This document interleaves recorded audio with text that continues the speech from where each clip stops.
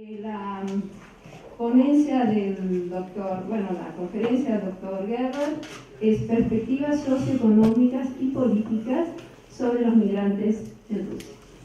Quedamos para eso. Thank you very much. Okay, listo. Okay, so my presentation today is about migrants in Russia. And I'm actually going to examine the topic from two different perspectives.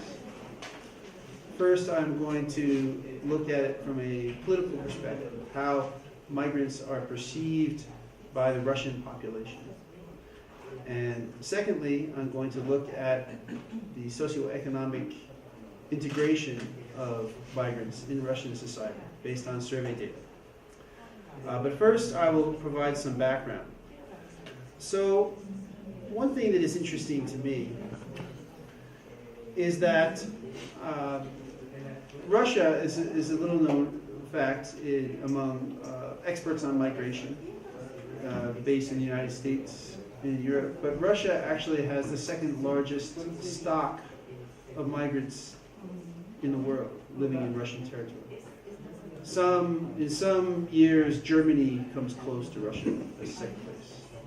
The country with the most migrants in its territory is, of course, the United States. And a lot of migration studies by sociologists, demographers, economists focus on the United States. A lot of studies of the experiences of migrants. There's another major strand of literature on migration that examines European countries, such as France, Germany, Spain. To me, it's very surprising how little academic research there is on migrants and migration processes in Russia. I don't know if it's because the data on migrants in Russia are not as plentiful as data on migrants in the United States and Europe, or because very few international migration scholars speak Russian and are therefore able to study the topic using the language of the country, or whether it's because it's a relatively new phenomenon. Of course, only in the last 25 years, as the ambassador referenced, has Russia been an independent country of the Soviet Union. But for whatever reason, I think it's a vastly under-researched topic. And I hope that researchers, I know that scholars in Russia are examining the topic, of course, but I hope that there will be a growth of interest in migration processes in the Russian Federation. So I think there have been a number of estimates of the size of the migrant population within the Russian Federation. I think they generally converge to around 12 million. Russia's population, well, now it's up a little bit. It's declined for a number of years. That's around 140 million, probably about. I think now it's probably up to 141, 142, due to recent improvements in fertility rates. There are a few distinct flows. So, following the collapse of the Soviet Union in 1991 through the 1990s, there was a very strong flow of ethnic Russians who migrated to the Russian Federation from the neighboring former Soviet republics for obvious reasons. Overnight, as a result of the collapse of the Soviet Union and the independence of countries of Central Asia, the South Caucasus, and Eastern European republics, Ukraine, Moldova, the Baltics, many ethnic Russians found themselves to suddenly become ethnic minorities in their country, so they had various incentives to migrate to Russia, and many did so. More recently, however, the main flow of migrants has been that of labor migrants who travel to Russia to find work. They come primarily from Central Asia, the South Caucasus, and also Ukraine. Probably the the strongest single country, migrant donor country to Russia, it has actually been Ukraine, because the Ukraine's economy has been much poorer than Russia's economy, and therefore, because of the cultural affinities between Russia and Ukraine, it's actually quite easy for Ukrainians, much easier for them to go to Russia, find work, blend in, than it is, for example, for Tajiks, Uzbeks, Kyrgyz, or Georgians, and so forth. So labor migration has been the predominant form really since the 1990s, because the flow of ethnic Russians petered out. Most of those ethnic Russians who were going to return for ethnic affinity reasons did so. Russia is also a country that experienced transit migration from South Asia and from East Asia, migrants who seek to travel from, say, Afghanistan or Pakistan or other places, Korea even, to Europe, often initially migrate to Russia and then find their way to Eastern Europe and then eventually to Western Europe. That's another less studied, less prominent, but still significant aspect of migration. A lot of the discussion within Russia of migration revolves around the distinction between legal and illegal forms of migration. Russia's policy with respect to the countries whom Russia characterizes as the near abroad is to allow visa-free travel to Russia. However, citizens of countries in the near abroad are not automatically allowed to work. And so, while it's certainly legal for travelers to come to Russia from, say, Kyrgyzstan, they move into the realm of illegality if they overstay their visa limits, which is, I can't remember, 90 days, I think. And if they take on work, they're not legally allowed to do so. So when we're talking about illegal migrants, it's not so much a case of people sneaking into the country. It's people who are entering the country and then overstaying their visas and or working illegally. I mean, there is a process whereby they can obtain permission to work, but it's a complicated one. So here is official data from Rosstat, the annual number of migrants to Russia through 2013. So you can see in the early 1990s was a period of the greatest inflows, and that's largely, not solely, but largely Russian ethnics who are returning or migrating to the homeland. Whether they're returning is not clear. They were residing at the time of the Soviet collapse outside of the Russian Federation. Some of them may have been born in Russia, others not. But then you see migration begin to, so that flow diminished throughout the 1990s. In the early 2000s, that was sort of the bottom point. But in the mid-2000s, when Russia's economy began to improve dramatically under the administration of President Putin, perhaps in large part, or at least in substantial part, due to the increase in oil prices, which provided tremendous revenue for the revenue streams for the Russian government, some of which were reinvested in the economy. But as the economy improved in the 2000s, the waves of migration increased again. And this was the second wave of the primarily labor migrants from Central Asia, the Caucasus. In 2011, or 2010, the migration dipped, as you can see, most likely in response to the economic crisis of 2009, starting in 2008, with the financial crisis, the global financial crisis. So there is this kind of response to economic conditions. Okay, while this migration has taken place, it has not been without some consequences for Russian society. Within Russia, there is some signs of a pronounced anti-immigrant sentiment developing within the society. And I'll provide some examples of this in a bit, but they include mass demonstrations against migrants, even some riots occasionally, the nationalist expressions in the so-called Russian marches.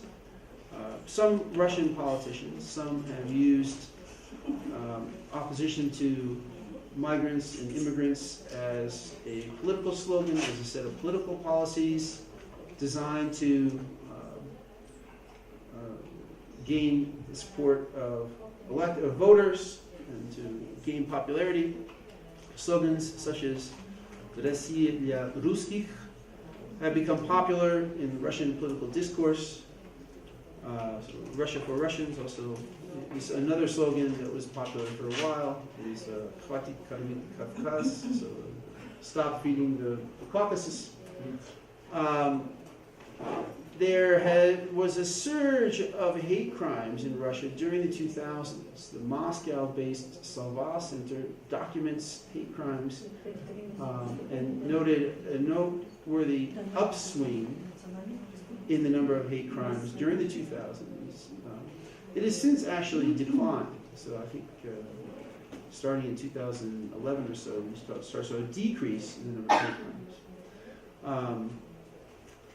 So now this type of anti-immigrant sentiment in Russia, I mean, and of course, I'm not an expert in the United States, but I do live there, and I wish to make it clear that I'm not by any means saying that these types of anti-immigrant views are unique or unusual to Russia, but they are present in Russia just as they are in the United States, just as they are in Europe today. Just as they are in most countries that we know of, some kind of tendency for people to react negatively to migrants, to perceive them as a threat. In Russia, it's especially problematic because while many members of the public, or some members of the public, it's not clear how many, are opposed to migrants, the country actually is in continuing need for immigrants. Why? Well, first of all, and most significantly, Russia, as many of you I'm sure are aware, experienced a very significant demographic crisis, indeed a demographic catastrophe following the collapse of the Soviet Union. Much has been made of the increased male mortality in Russia following the crisis, the increasing death rates, declining life expectancy among males. But more important for the country's demographic dynamics has been the sharp decline in fertility.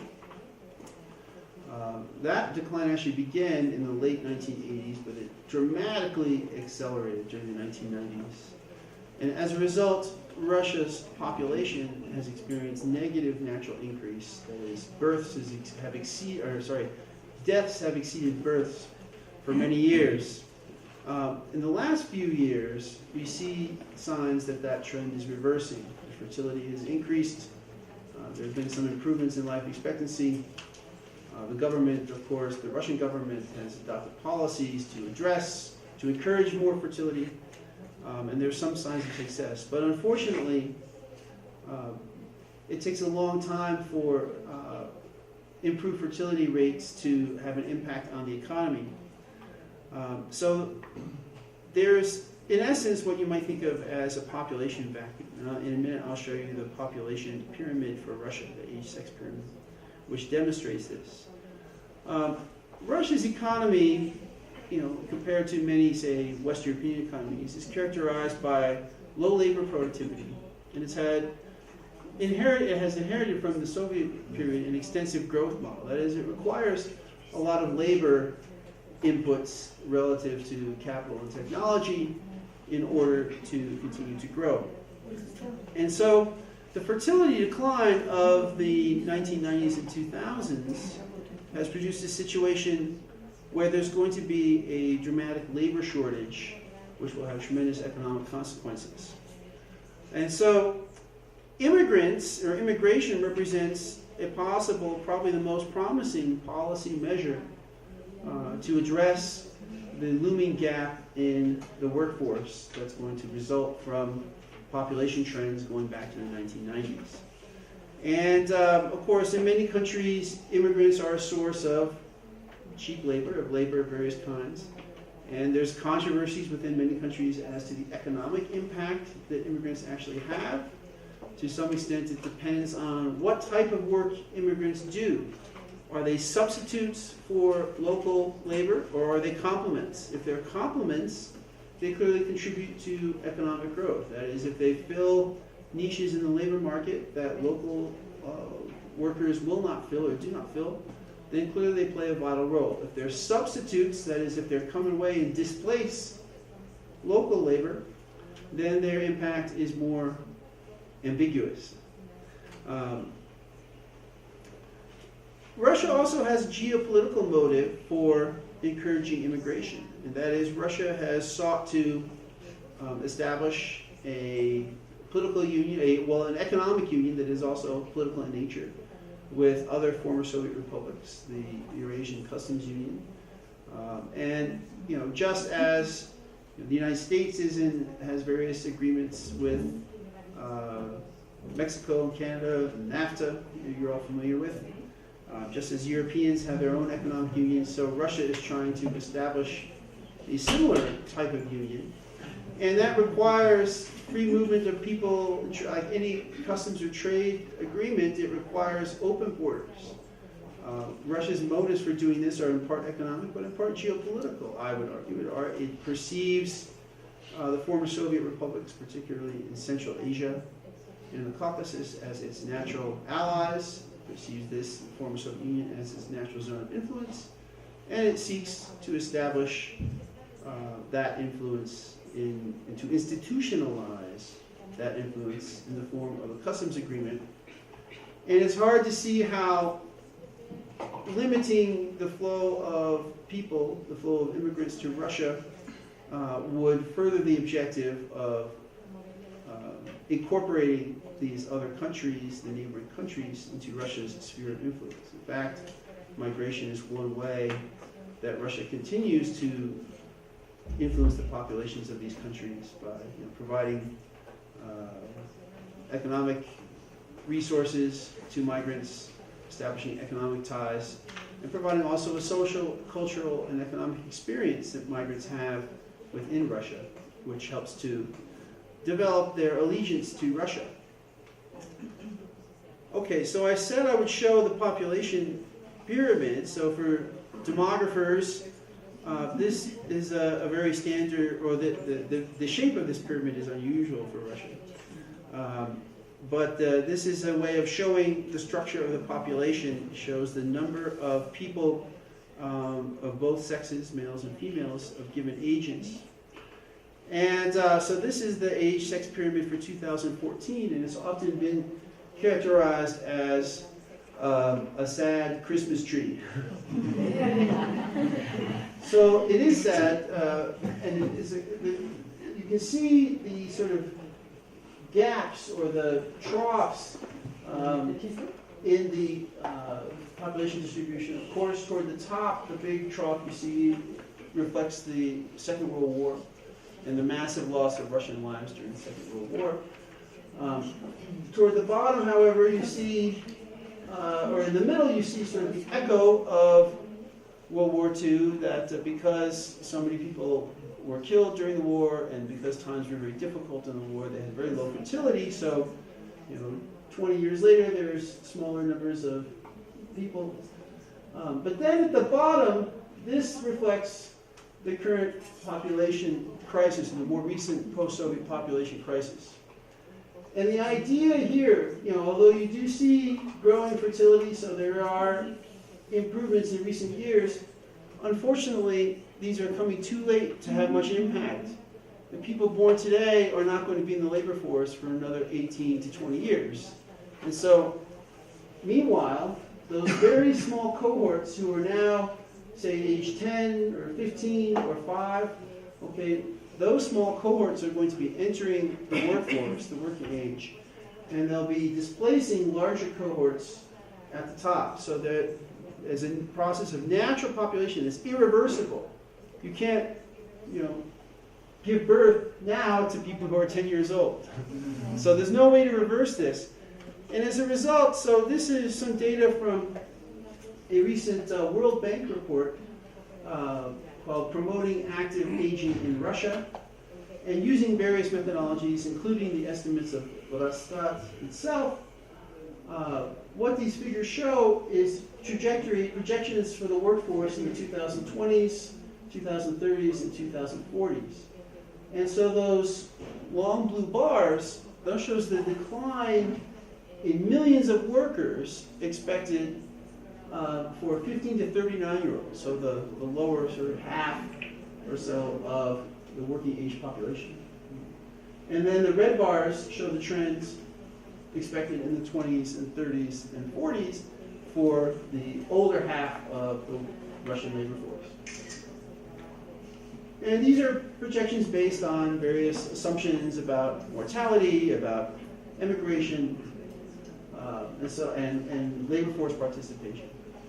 And what you can see is that in the 2020s, there's going to be a huge drop in the 15 to 39-year-old working population.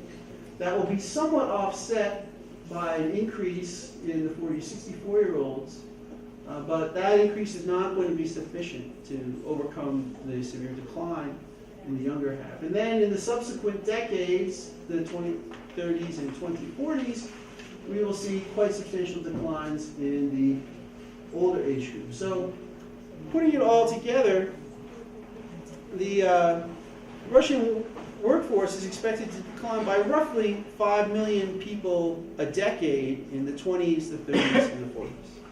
Okay, so that's based on various assumptions. The range will vary depending on how healthy these cohorts are, what their labor force participation rates are, how many of them leave the country, and so forth. This has some real consequences for Russia's economy. No matter what the political structure, no matter what the economic system, economies, most economies, there are some exceptions, but most economies need workers. Not to mention the military also needs young men to serve in the military. Without drastic improvements in labor productivity in Russia, which will require investment, scientific and technological innovation, which do not seem to be main emphases of the current regime, current government. There were some movements in that direction during the presidency of Dmitry Medvedev, but more recently we don't hear many initiatives, many new plans to invest in science and technology, which is necessary for improving labor productivity. Without such improvements, constant labor productivity, declining numbers of workers, clearly that entails declining economic growth rates. We will also see increasing old age dependency, so larger proportion of the population will be elderly at retirement age, which creates burdens on state budgets because their pensions have to be paid, they have to be sustained by an ever declining workforce.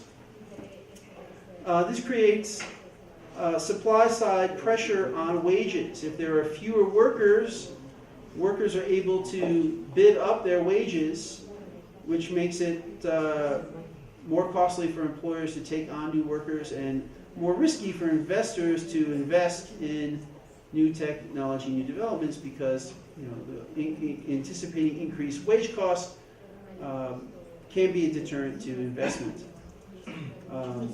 There's also a possibility, and I put it in italics because this is somewhat more controversial, that with diminished competition among workers, workers have less of an incentive to invest in their own human capital. They're less competitive with each other.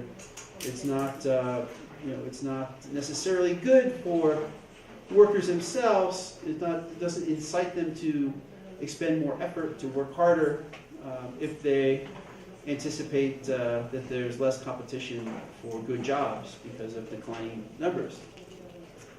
The bright side of all this, however, is that there should be low unemployment for quite a number of years, which there already is in Russia, relatively speaking, although we see many hidden forms of unemployment. So there are various solutions to this population crisis. In Russia, there have been many discussions for some years now. So the Russian government is certainly aware of these issues. It's not a surprise to them. Their statisticians and economists have been informing the policymakers that this is going to be a problem. There's been some discussion of raising the retirement age.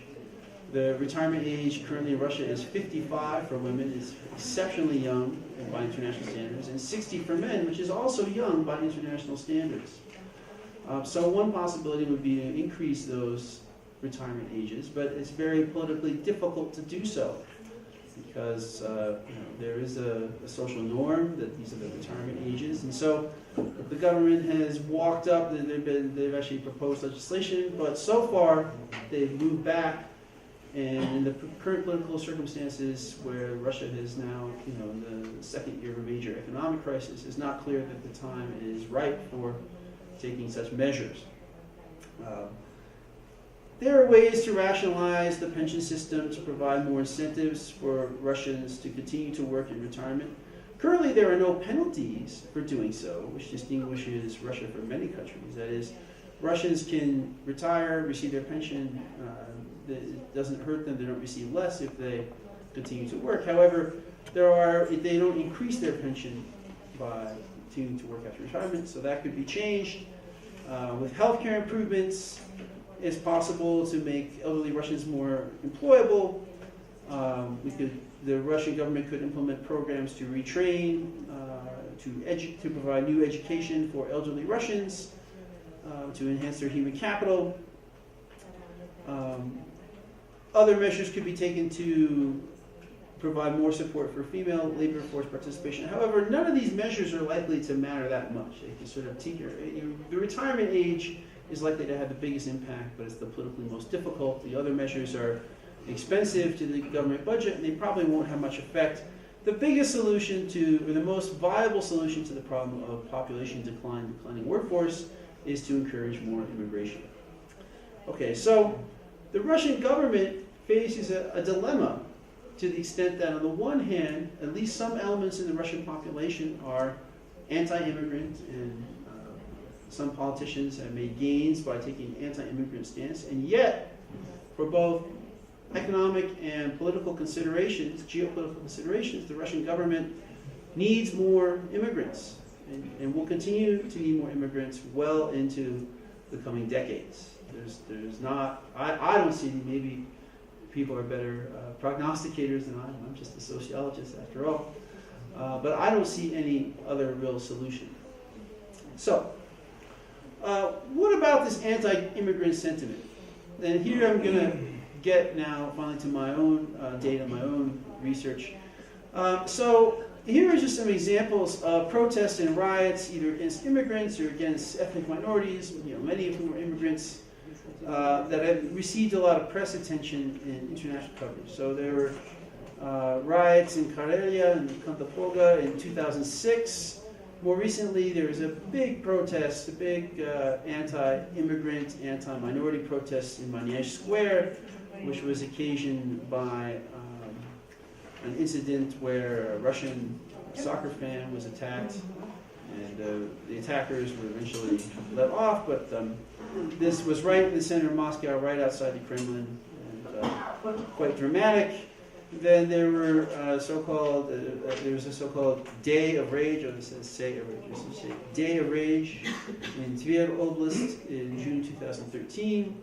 There were anti-Caucasus riots in Saratov, July 2013, and then there was a rampage in the Beludova district of Moscow, sort of working class district, and also in 2013. The Russian marches, which many people for various motives participate in the Russian marches. Not all of them necessarily anti-immigrant, but there are people of that stripe and persuasion, and they've grown on the Day of National Unity. I mentioned the Savas Center, so just to give some numbers, in 2012 there were 179 attacks and 18 murders that were designated as hate crimes, that is, based on people's ethnicity, their migration status in 2012. Those numbers have gone down. So why they've gone down is a subject of interests, but data. In part, I think the government has made an effort to prosecute hate crimes more effectively, so that certainly plays a role. There have been political successes of avowedly nationalist figures in Russia, such as Groisman, who was the mayor, Yekaterinburg, and then Alexei Navalny, and then the slogan that I mentioned. However, so these are highly publicized incidents, but they don't necessarily reflect the views of the larger population. After all, it could be the case that they reflect the views of small but highly active extremists. And so one of my goals is to see, what does the Russian population overall actually think? And in fact, here is an example of some research that is out there. So as I indicated, there's not a tremendous number of studies, but there's a growing sort of body of literature. And here are some examples. So some studies provide broad overviews of migration policies and trends. Some look at case studies of migrant experiences based on small purposive samples of immigrants. Some of this is qualitative research. Some of it is snowball sample surveys of immigrants that often find that they experience discrimination or harassment. Or some of this literature looks at their health outcomes and so forth. There are studies of the political repercussions of anti-migrant sentiment. And there are some studies, there's one study that I've seen that uses population level data to analyze anti-migrant sentiment. It uses the European Social Survey, which has a few questions about views of migrants. And this study, its main conclusion is that it's really hard to tease out differences by, say, education or socioeconomic status in terms of anti-immigrant, or the probability of having anti-immigrant views within Russia. So in contrast to other European countries where you can predict how likely it is people are to be against immigrants based on their education, their income, urban versus rural residents. In Russia, according to this study, Russia stands out for the weak predictive power of those variables. Okay, so my first question I'm going to address with some of my own data that I've gathered in survey work is, how do ethnic Russians perceive immigrants? And as I said, to me, it's important to consider whatever sources we can, not to rely on highly publicized events or popular political slogans or what politicians say to make inferences about the population's views. That we should, in surveys, offer one alternative perspective on the population's views. Secondly, which groups of Russians are more and which are less xenophobic? So, which are the groups in society that, if any, that tend to be more or tend to be less opposed to immigrants? And this is politically relevant because to the extent that it is particularly, the elite groups who are more anti-immigrant, we might expect to see one set of policies, but to the extent that it's so-called mass groups or less elite groups, we could see another set of political dynamics unfolding.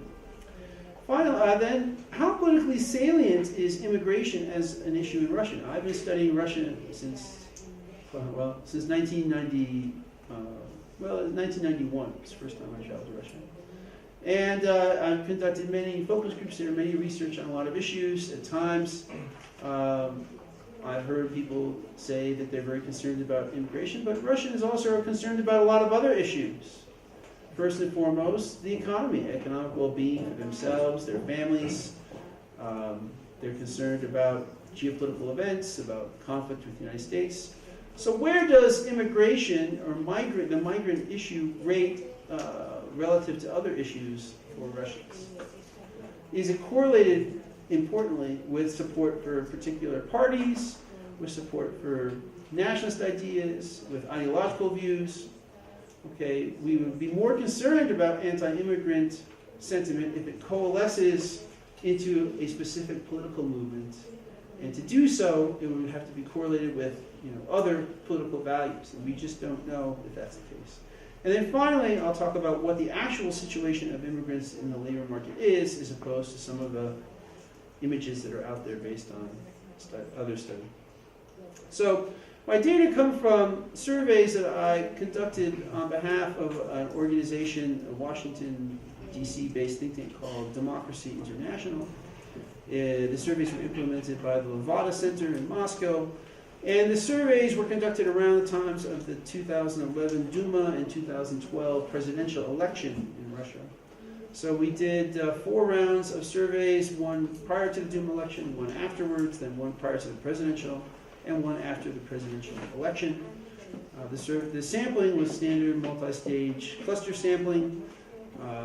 The total sample size was 5,205 respondents in 46 of Russia's federal subjects, and we also had Moscow oversamples, which we used weights to correct for. Okay, so it's a fairly large sample pooling these 4 surveys together.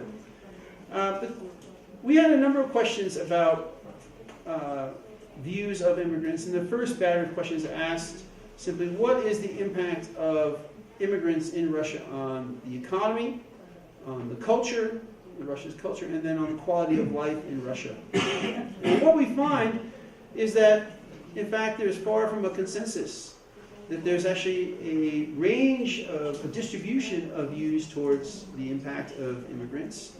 There is some negative skew, but it's not overwhelming. And then there's also, it's also the case that cultural or quality of life concerns appear to be more salient than economic concerns. So here's that distribution, and the responses range, they're asked to say on a scale from 0 to 10, how they would characterize the impact of immigrants in the country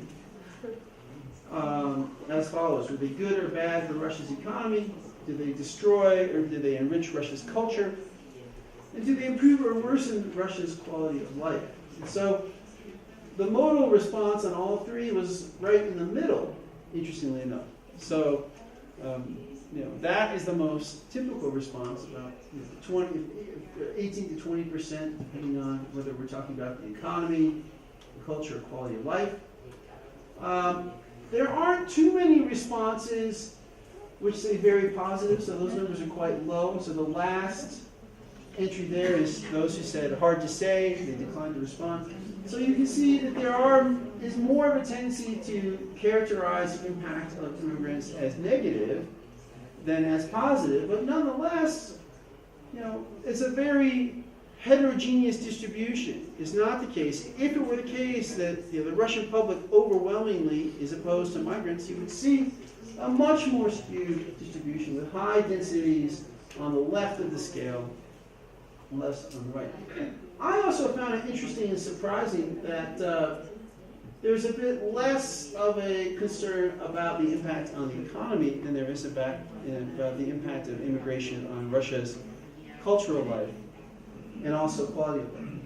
And I found evidence of that in focus groups that I've supervised or overseen in Russia over the years. That when Russians in the groups have talked about immigrants, although some of them mention the economy, many of them focus on more cultural issues, the sense that immigrants come to Russia and they disrespect Russian culture, they disrespect Russian norms and values and laws, and they find this the most upsetting or threatening part of immigration. Then we asked, should Russia let in more immigrants of different types? And again, here we see a diversity of views, and we see, not surprisingly, that there's more opposition to letting in poor immigrants, or immigrants from poor countries, and then non-Russians. So we asked about 3 types of immigrants. Should Russia let in more people of the same race in the majority in our country, so more Russians? People whose race or nationality differs from that of the majority, or non-Russians. And then people from poor countries outside of Europe. Okay? And the bottom bars, the bottom 2 areas of each bar show the percentage who say let a lot of these people in, or let some of them in. The top let just a few, or let none in. And you can see, with respect to ethnic Russians, there's a lot of support for letting more of them in. Up to 60, about 60% say that more should be let in. Only 33% say don't let any more in. The rest say don't know. More opposition, but still a healthy 36% say they should let either some or a lot of people who are non-ethnic Russians into the country. And even with respect to poor countries, so there's quite substantial, 62% don't want to let people from poor countries in, but 26% advocate letting more of them in. So again, the weight is toward more barriers to immigrants, but there's still some diversity of views. Then we asked several questions that are specific to migrants who are already in the country. So it's one thing, policy of letting people in. There's another question of, what about the migrants who are in the country? And again, we see mixed views and more evidence of the cultural dimension. So there are 3 questions in this battery. They were all Likert scales, where the response were asked, do they agree or disagree, and how strongly, to these statements. And the statements are that the Russian government should evict most migrants from the country. Okay, so that's a strong statement. It should evict migrants. And 22% agreed strongly, 42% somewhat. So altogether, 64, almost 2/3 of the respondents agree that it should evict most migrants. That's quite a striking number, but still not a consensus. Right? It's more complicated than when we ask, when we say that Russia needs migrants because they do jobs that Russians won't. So 37% agree, about 50% disagree. Okay, so there's slightly more acknowledgement of the fact that, which is the case, that often migrants do jobs that Russians won't. And then the last question throws more clouds into the water, and muddies the water. The statement is, immigrants of any nationality should have the right to become citizens if they adhere to Russia's laws and respect Russia's culture. So I took this language out of focus groups, because that's what I was hearing them saying. It's fine for us to have immigrants, but we want them to respect our laws, to respect our culture. That's okay. What we have problems with is the immigrants who come here and act as if they're in their own country and they can do what they want. So here, actually, 57% over a majority agree that they should have the right to become citizens if they respect Russia's laws. So it's a very contradictory picture. On the one hand, 60% roughly want to evict them from the country, but on the other hand, there's about the same percent, maybe slightly less, say that they should be allowed to become citizens so long as they adhere to Russia's laws and cultural norms.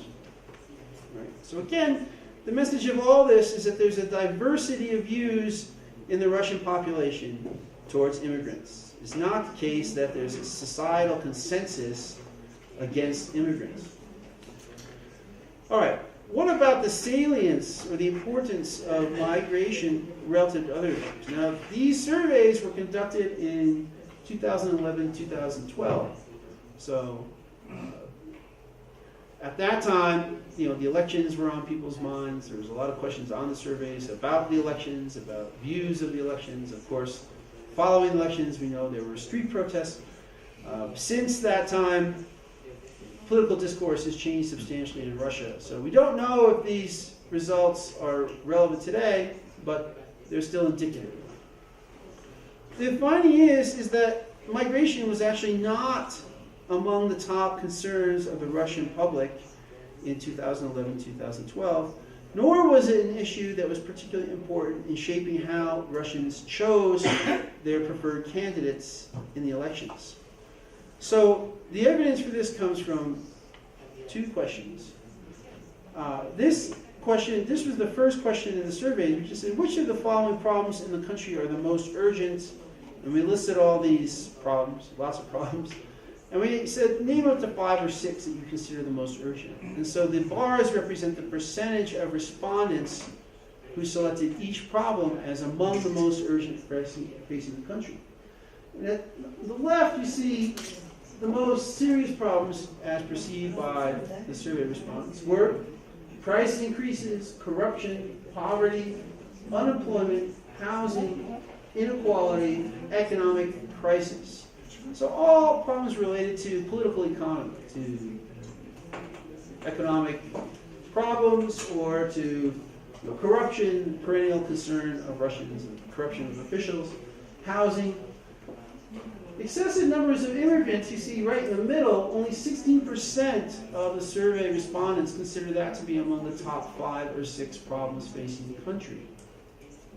Similarly, rising nationalism and worsening ethnic relations ranks very low, only 10%. So what these numbers suggest is that although, if asked directly questions about immigration, Russians will answer, and some of them will support evicting migrants, that at least at this period of time, it did not rank as one of the most significant perceived issues in the country for your average Russian. Then we asked, on a scale of 1 to 7, how important were each of the following issues when you decided which presidential candidate to vote for? Okay, and you can see we have 9 different issues: the need for stability, the economic policy, legality and the rule of law, corruption among bureaucrats, social support programs, the strength of the army, foreign policy, political reforms, and immigration to Russia. So, people could say on a scale of 1 to 7. And the most telling, so the mean score, so the higher the mean is, the more important that issue was for the population. And they're ranked in order of importance. As you can see, of those 9 issues, the least important issue was immigration. And that holds whether or not we look at the raw means or whether we take a within-person Z-score, so a standardized within-person score, because some people think everything's very important, other people think nothing's important. And that in both criteria, we see that immigration is the least important issue. So what these findings think is an important fact that has not been widely discussed, and that is, yes, there are anti-immigrant demonstrations, protests. Yes, some politicians make speeches about immigration. Yes, you hear nationalist figures denouncing immigration.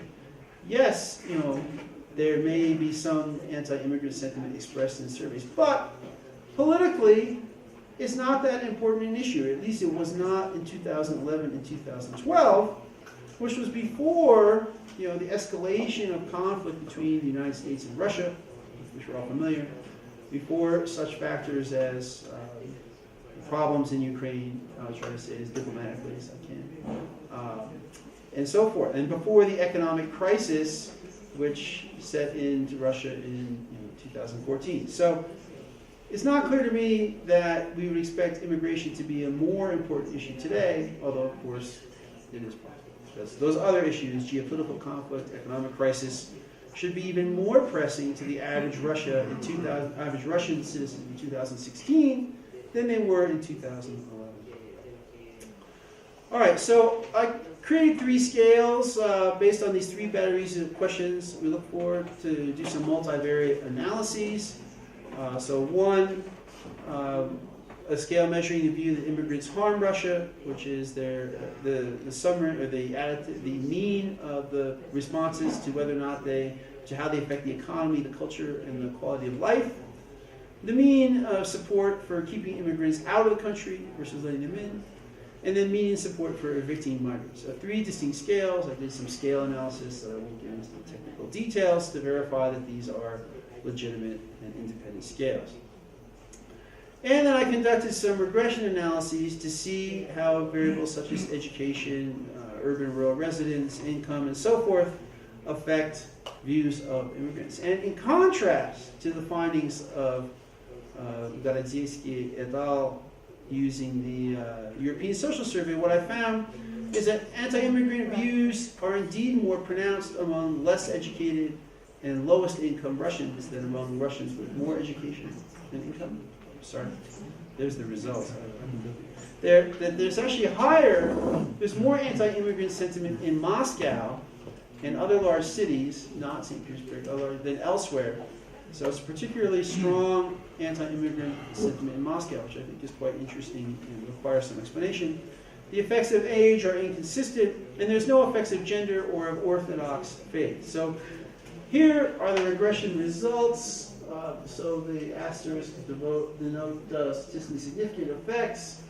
So you can see the Russians with less than secondary education, and that includes those with both lower vocational PTU education. They are more likely to say that immigrants harm Russia, more likely to say that immigrants should be kept out of Russia, and more likely to say immigrants should be evicted from Russia than are Russians with secondary education.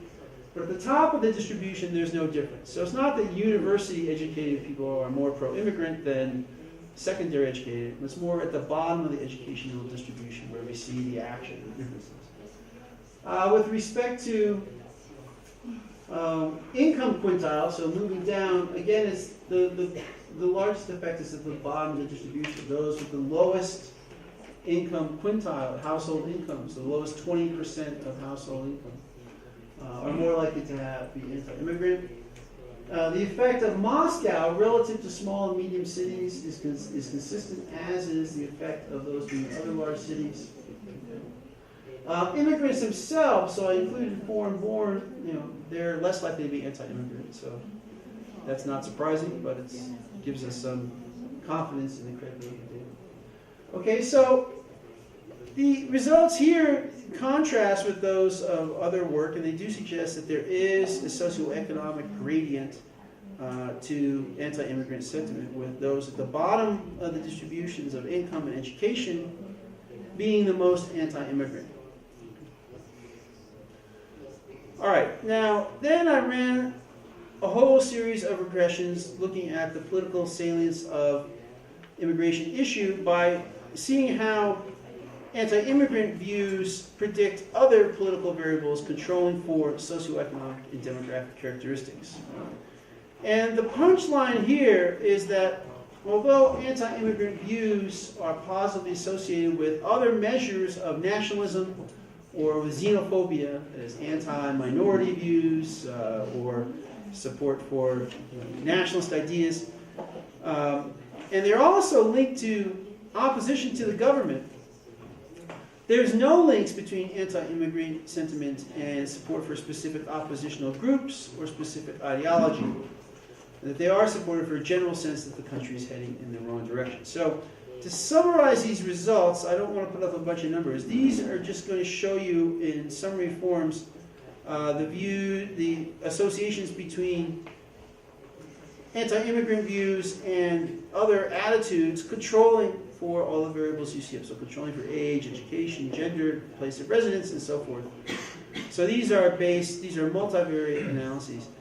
And Russians who say that immigrants hurt Russia, they're more likely to agree with the slogan, to support the slogan Russia for Russians, the slogan Stop Feeding the Caucasus. They're more likely to say we should evict migrants. They're more suspicious of the role of foreign influence in Russian society. They're more likely to agree that Russia has a unique path, distinct from European countries. They're more likely to express xenophobia towards southern groups, that is Chechens, Azerbaijanis, Gypsies, and Muslims.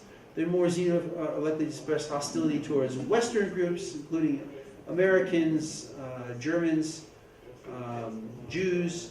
They're more likely to see the United States as an enemy or rival, and they're also more likely to see immigration as one of the top problems in the country. So those are all, as we would expect, that anti-immigrant sentiment is part of a larger political orientation that is xenophobic, is nationalistic, hardly surprising there.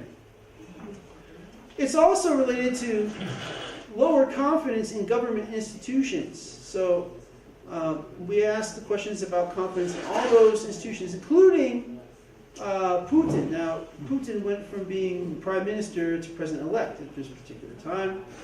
And although in many Western journalistic accounts, Putin is referred to as a nationalist who's promoting Russian nationalism, and one might, based on that account, surmise that people who are opposed to immigration in Russia are more supportive of Putin. In fact, the opposite is the case. And the strongest opponents of immigrants in Russia are, in fact, more negative not only towards Putin, but also towards all Russian government institutions. These are people who are opposed to the incumbent government in all its aspects. And anti-immigrant sentiment, far from being a source of support for the current regime, is, if anything, a source of opposition to it. All right, and that's, you can see from all those minus signs, that shows that there's negative relationships controlling it for all those variables. Then if we look for support for particular parties, it's also negatively correlated with support for United Russia, Единая Россия. It is positively associated with support for the Patriots of Russia party, but it doesn't have any relationship with support for any other party. So although anti-immigrant sentiment does sort of decrease confidence in the current government and all its institutions, it is not yet, no other party has managed to galvanize or capture or coalesce anti-immigrant sentiment to develop support for its programs. Then other topics, some are interesting, so it's unrelated to Stalin. It seems negatively related to the view that Russia's current path, so anti-immigrants in Russia are more likely to say Russia's on the wrong course, less likely to say it's on the right course. Not much evidence of relationship to support for protests, but perhaps some protest potential. But the punchline overall, is that anti-immigrant and anti-minority views as well, they're fairly widespread, but it's not a particularly salient political issue. That cultural threat is somewhat stronger than economic fears, that there's ambivalence and lack of consensus, heterogeneity of views about all these issues. Lower status Russians are more prone to anti-immigrant or xenophobic views. And that this kind of chauvinistic anti-immigrant nationalism, it does correlate with a critical stance towards the government, but it doesn't coalesce around support for any alternative. So it doesn't represent a political movement by conventional standards. It could, if political conditions change, be transformed into an oppositional movement towards government, but it has not yet until so far. So, and it also is not a very salient issue. So it's important, all this, what the punchline, this, I think, or the main takeaway from the findings is, with respect to perceptions of migrants, is that we need to be very careful. While we should acknowledge, or observers or students of Russian society should acknowledge that concern over immigration and anti-immigrant sentiment is a genuine phenomenon. It's not just made up. Nonetheless, it should not be exaggerated as a social force in Russia today, which I think some of the accounts that one reads in the West tend to do. All Russians are anti-immigrant, or anti-immigrant sentiment is driving support for the regime. We need to be much more cautious, and of course we always need more data, because the empirical results suggest that the more sort of exaggerated view of anti-immigrant sentiment is indeed precisely that. It's exaggerated. All right, now, I have 10 minutes, 5 minutes? Okay. So now I said that there's going to be two parts to talk on. The second one will be shorter, so we're getting close to it. But also, the same data, because it's a large sample size, gives some evidence about the actual economic and social situation of migrants in Russia. So I'm shifting gears now from the political side to the economic side, and I'm asking, what is the actual labor market situation of immigrants in Russia? How does it compare to that of native-born workers? Is there variation among different types of migrants? And then, what can we say about the experiences of migrants compared to the experiences of other minorities in Russia?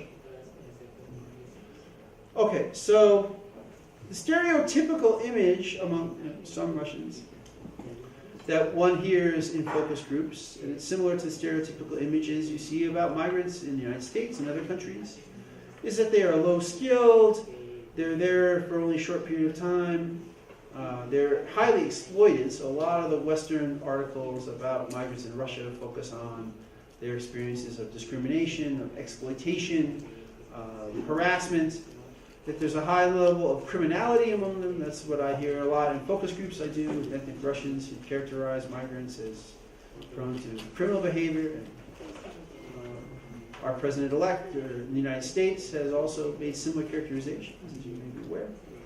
And that also migration, many Russians, ethnic Russians, native-born Russians, relate migration to corruption. They say that the reason we have so many migrants is because economic elites are profiting from them. They're bringing these migrants into the country, they bribe the police, and then they exploit them to enrich themselves, but the Russian population suffers as a result. So there is a sense that elite corruption is partly to blame for the migration problem, and it's associated with it. But what is the reality of the situation of immigrants in Russia? We don't really know, aside from what we know from very limited case studies and qualitative research, which I don't mean to deprecate or criticize. Qualitative research is very valuable, but it's still useful to have large sample surveys as another source of data on these questions. So I would say, in fact, that surveys are important because they have several strengths. First of all, they avoid sensationalism bias. And if we just go by media reports and anecdotes, we tend to give too much weight to extreme cases. The journalists write about extreme cases. If there's extreme cases of exploitation, if there are major protests, that will tend to get covered by the media and attract a lot of attention, but it may not be representative of the underlying reality. They may be more exceptions than rules. Surveys allow us to compare the situation of migrants to other groups, which is crucial for assessing, how migrants stand, not just in some absolute sense, but whether or not their situation is really distinct from that of native-born ethnic Russians, native-born non-Russians, and so forth. And we can also get richer information than we often can through interviews. There are limitations. The main limitations is that of I think sample size. It's hard to, because migrants still represent a small proportion of the population, it's hard to generate a large enough sample size of migrants in a survey study to support empirically statistical inferences comparing migrants to others. So in this survey, because it's a large sample, we do have more migrants than usual, but it's still a fairly limited number of migrants. And then there are always questions about the validity of survey data. Do respondents answer truthfully? Are survey questions good measures of people's economic situation, their attitudes?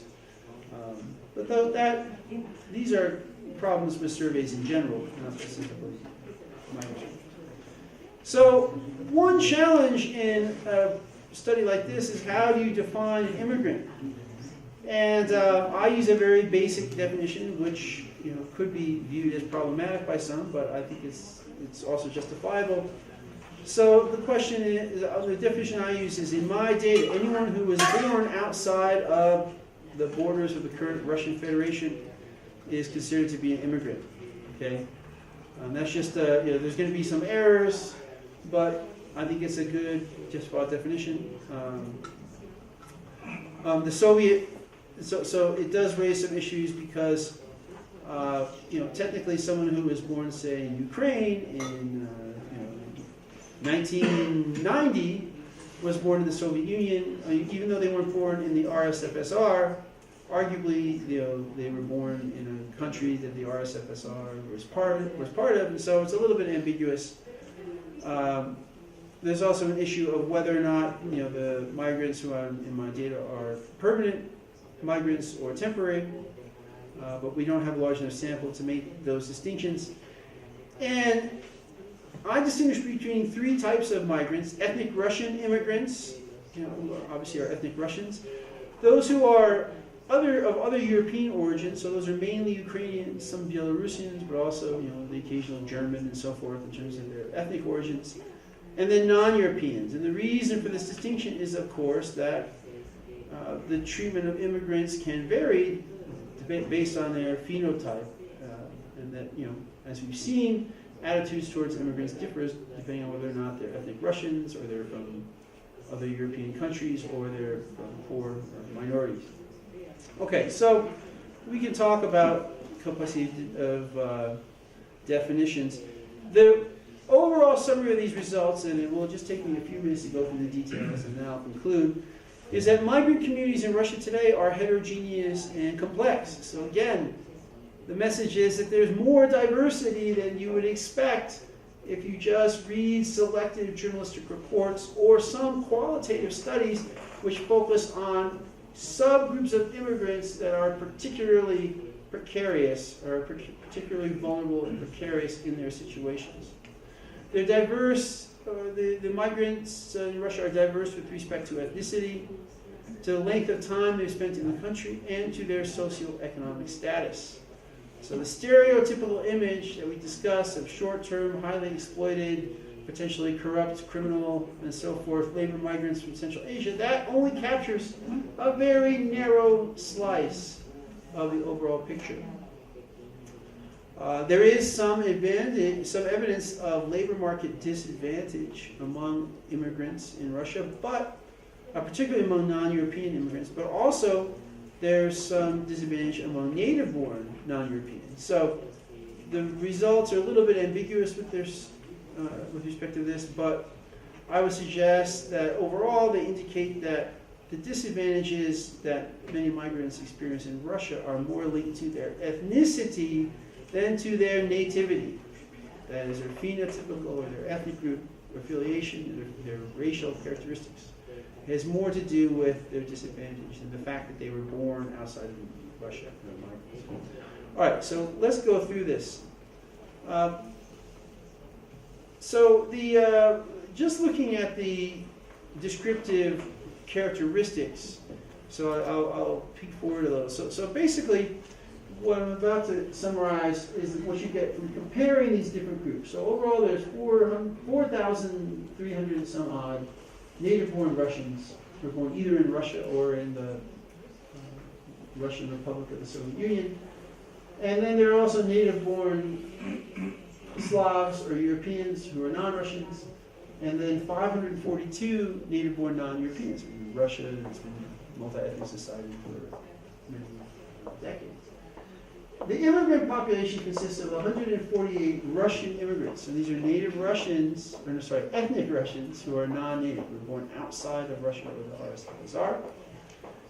Then 42 other Slavic and 63 non-Europeans. So small sample sizes, but still, because our overall sample size is large enough to reach some conclusions. And I compare them with respect to a whole bunch of variables. And let me summarize the results. So compared to ethnic Russians, non-European immigrants, compared to native-born ethnic Russians, non-European immigrants tend to be younger, they're more likely to be male, so the sex ratio is different.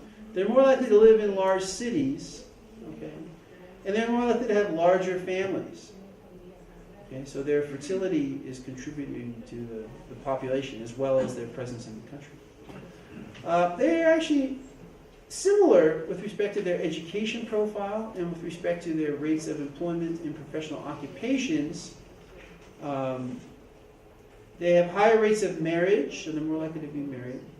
They have better self-rated health, so that actually contributes to the human capital stock of the country to have more healthy. And that's a very typical phenomenon. Migrants tend to be positively selected with respect to health, so we observe that in Russia as well. They're more likely to be working than native-born ethnic Russians. However, they're also more likely to be working on short-term or oral contracts as opposed to having permanent contracts. They tend to have lower wages. They tend to be in sales jobs. None of them in the sample have management positions, and they're also shut out of government employment. So some highly lucrative or desirable jobs are not accessible to them. They are concentrated in the services, and they have higher rates of self-employment. So here are the numbers that flesh this out, and we can go through in detail. Also, to note the year of arrival. So the Russian immigrants, ethnic Russian immigrants, are more likely to arrive in the 90s.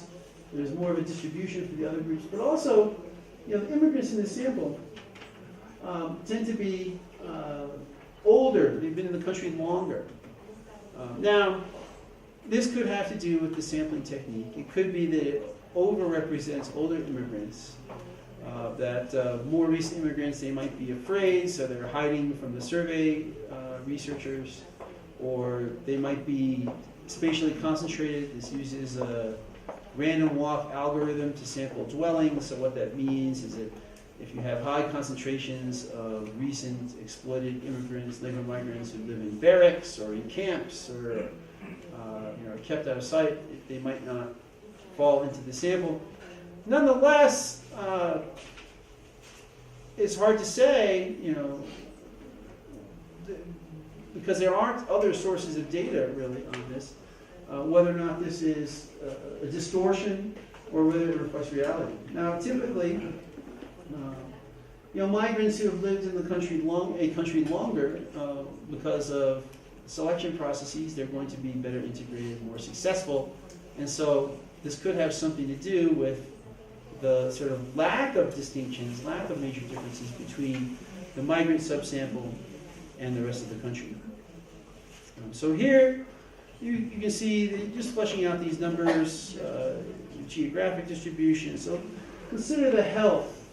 So this is self-rated health, and respondents just ask, how healthy are you? How would you characterize your health? Excellent, very good, good, fair, or poor. So 33% of the native-born Russians characterize their health as excellent or very good, compared to 47% of the non-European immigrants. Okay, and only 4% of the non-European immigrants consider themselves to be in poor health. Okay.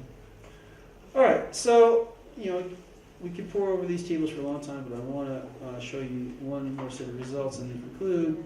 You can ask me questions about it, or I can discuss with you individually later.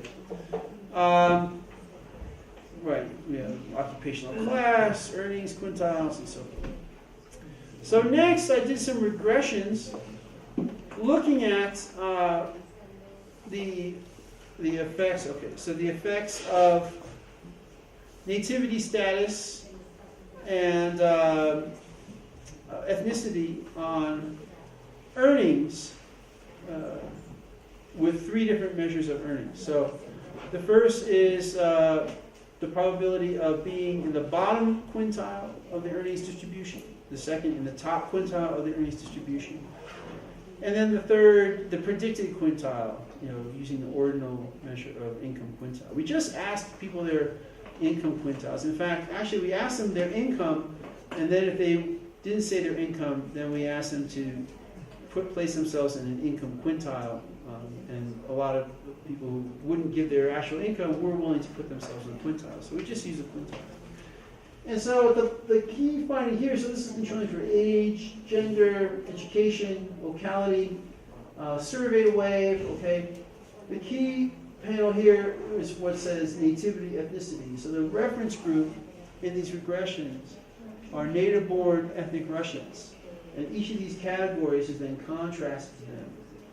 The sample sizes are small, and we may have a risk of type 2 error, so I wouldn't place too much stock in these, but what they show is that, for example, immigrant non-European Russians have a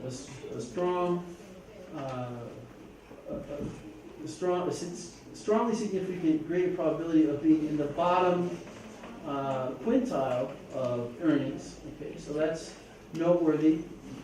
But if we look at the others, so both native and immigrant non-Europeans have, it's not significant for the non-European immigrants, but probably it has to do with sample size. But they both of those non-European ethnic groups, whether or not they're born in Russia, they have a lower probability of being in the top quintile. And then with respect to predicted income quintile, again, the statistically significant effects pertain to non-Europeans, whether or not they're native-born or immigrants. So looking at these overall, I'm not going to make a huge, I'm not going to go to the mat defending these results because, again, the sample sizes are still relatively small. But what they suggest is that to the extent there's processes that lower the incomes of non-European immigrants, the same processes affect the incomes of non-European ethnic groups in Russia who are not immigrants, who are native born. So to the extent there's discrimination, it's based more on ethnic affiliation or race than it is on nativity status. All right, to conclude.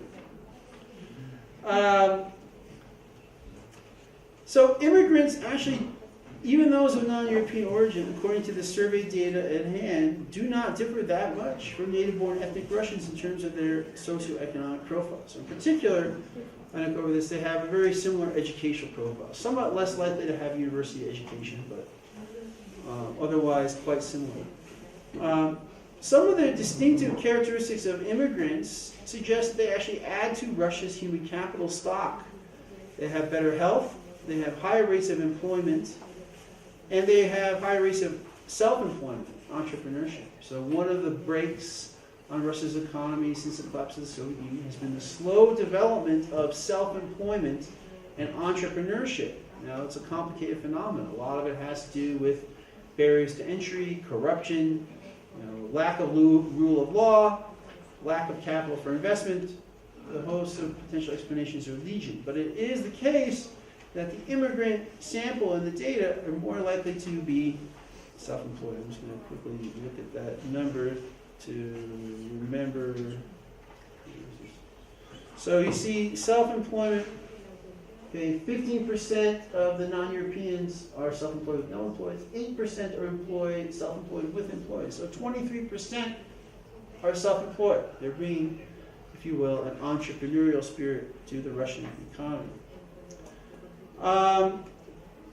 The wage penalties that we see that immigrants experience may be more linked to their ethnicity than to their nativity status.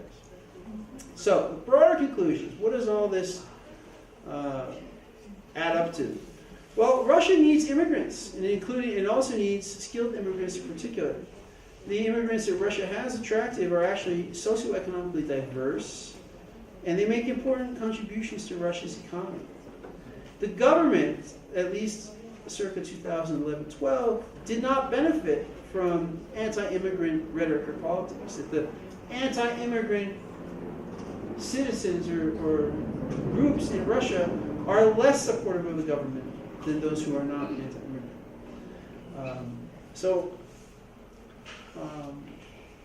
Anti-immigrant views appear to be more widely held than they are deeply felt. And by that I mean that, they don't seem to be a very salient issue that people may say, oh yes, immigrants are a problem, but when asked to compare immigrants to other problems, they don't see immigrants as being among the main problems facing the country.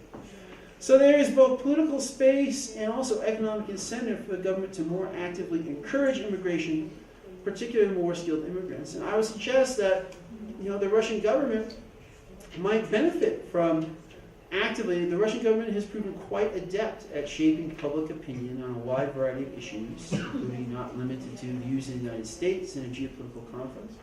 If the Russian government were to marshal its considerable resources and skill at shaping public opinion into changing people's views of immigrants and to celebrating the ways that immigrants contribute to Russia's economy and society, I think it has a potential to ameliorate the potential negative consequences that anti-immigrant sentiment poses for Russia's further economic and social development.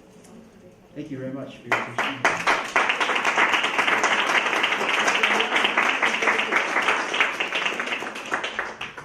Agradecemos especialmente al doctor Theodore Gerber porque